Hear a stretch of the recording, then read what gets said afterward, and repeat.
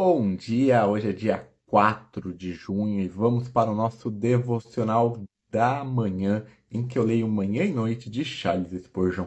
Mas antes, vamos começar com a nossa oração. Jesus, Pai querido, que o Senhor esteja presente do começo ao fim deste devocional. Que o Senhor traga para essa live todos que precisam ouvir essa reflexão sobre a sua palavra que se encontra em Tito, capítulo 3, versículo 4. Espírito Santo, se for necessário que o Senhor coloque em minha boca qualquer palavra para esse devocional, agradeço por estar conosco nesta manhã. Amém, amém, amém. Então vamos lá para o nosso devocional da manhã, começando lendo a. Caiu. Começando lendo a introdução à carta do apóstolo de Paulo a Tito. Visão geral do livro, destinatários, autor e período da escrita. Tito era um colaborador próximo do apóstolo Paulo, assim como Timóteo. Como o apóstolo chama de meu próprio filho segundo a fé comum, concluímos que Tito se converteu através de Paulo.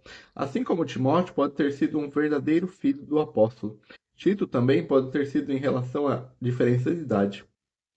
O apóstolo o aconselha a ser um padrão de boas obras, especialmente para os jovens.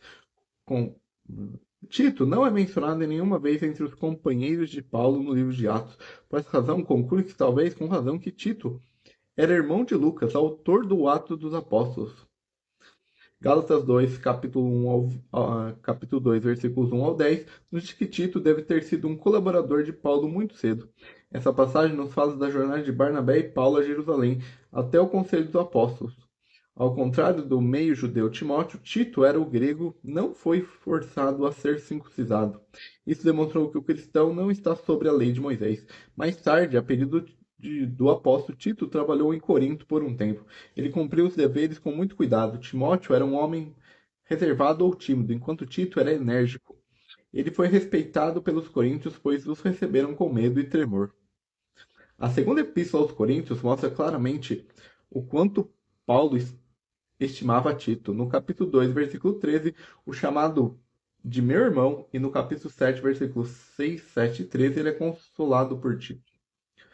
Paulo também elogia o fervoroso cuidado e finalmente o chama de parceiro e ajudante em relação aos coríntios.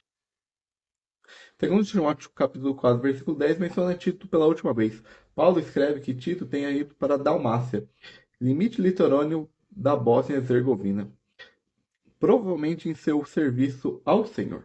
Ele manteve um relacionamento muito próximo com Tito até o fim. Após a libertação de seu primeiro encarceramento, Paulo também chegou a Creta, onde deixou Tito para trás. Paulo havia lhe pedido que ordenasse diversos assuntos na igreja de lá. Alguns cientistas acham possível que ele tenha deixado Tito em Creta no final de sua segunda jornada missionária. Logo depois disso, Paulo escreveu sua epístola a Tito, por volta do ano 63 a 64 depois de Cristo. Assunto e propósitos escritos. O assunto em comum entre a primeira Timóteo e Tito é a sã doutrina e a ordem da igreja como a casa de Deus. Ambas as epístolas, no entanto, não são dirigidas à igreja, mas aos homens que foram acusados e designados pelo próprio apóstolo Paulo. 1 Timóteo lida principalmente com a doutrina, enquanto o assunto de Tito é mais a ordem externa na casa de Deus. Fora os versículos 1 e 10 e 3 e 9, quase não há menção à falsa doutrina. É por isso que o estilo da epístola a Tito é menos agitado que a primeira epístola a Timóteo.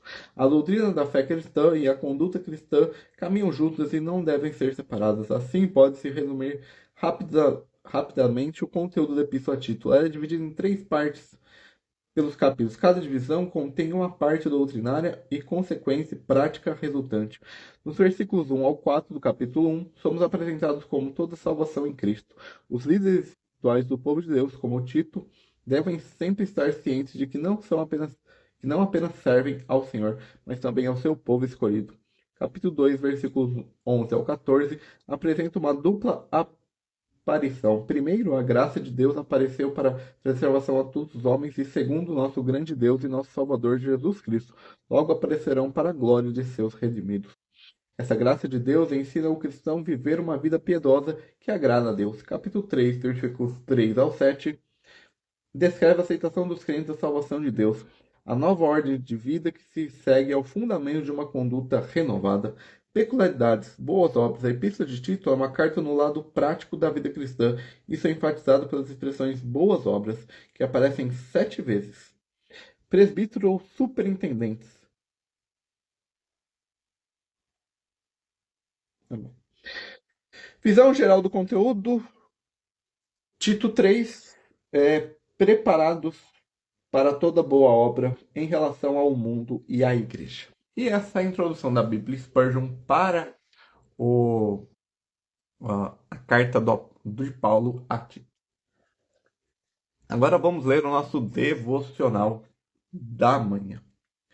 A benignidade de Deus, nosso Salvador, e seu amor. Tito 3, capítulo 3, versículo 4.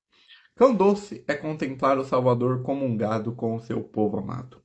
Não pode haver nada mais prazeroso do que, pelo Espírito Divino, ser levado a este campo fértil de jubilo.